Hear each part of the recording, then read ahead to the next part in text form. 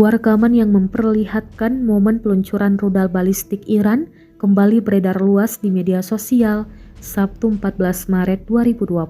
Dalam video tersebut, terlihat sejumlah rudal diluncurkan secara berurutan dari lokasi yang diduga berada di wilayah Iran. Serangan ini disebut dilakukan oleh pasukan IRGC yang melancarkan gelombang serangan terbaru dengan menargetkan posisi militer Amerika Serikat dan Israel di kawasan Timur Tengah. Dalam operasi tersebut, IRGC dilaporkan menggunakan beberapa jenis rudal balistik jarak menengah atau MRBM, termasuk varian Sahab 3B, Guard misil, serta Emad misil. Rudal-rudal tersebut diketahui memiliki jangkauan hingga sekitar 1.700 km dan menjadi bagian dari arsenal utama Iran dalam menghadapi konflik regional. Rekaman momen peluncuran rudal itu kemudian menyebar di berbagai platform media sosial, mulai dari Telegram hingga X, dan dengan cepat menarik perhatian publik. Hingga kini, belum ada keterangan resmi terkait lokasi pasti peluncuran maupun dampak langsung dari serangan tersebut. Namun video itu telah menjadi salah satu gambaran meningkatnya eskalasi militer di kawasan Timur Tengah.